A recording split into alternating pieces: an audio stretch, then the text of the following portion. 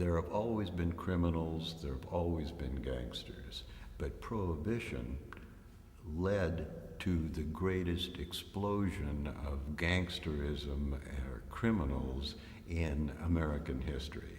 And it's interesting that the era of the big-time gangster, whether it was Al Capone or Machine Gun Kelly or John Dillinger or Babyface Nelson, they all had these great nicknames, came to an end shortly after Prohibition ended. It started during Prohibition, but then continued through the Depression when times were poor.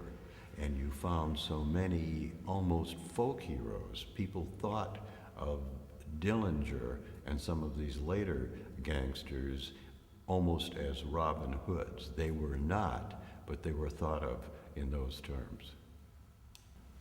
I had a line in Bloody Mama from Ma Barker where somebody asks her, "Why do you rob banks?" And she says, "Because that's where the money is."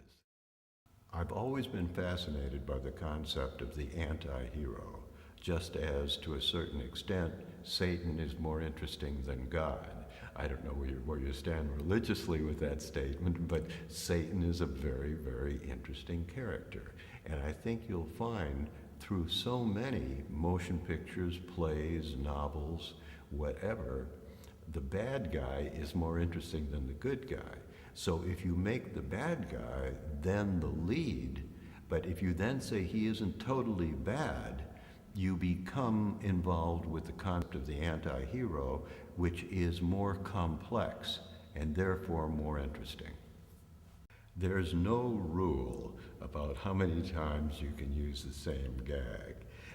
If there is a rule or an intuitive feeling, it's that don't overdo it and vary it a little bit.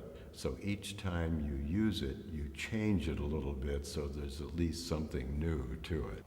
What happened was Charlie Bronson and I were fooling around while they were lighting the set, and I don't know how it happened. We started sparring, just sort of fooling around like this, and I put out my left hand, and Charlie knocked it down and came in like this without hitting me, but brought his fist up like that. And I realized this guy is really tough. This is not an act. He is very, very tough. I said, "Charlie, we're not going to spar anymore. I think I'll study the script." And he laughed. And it turned out he'd been a semi-professional boxer before he was an actor, and he made a little money fighting in sort of small-time fights.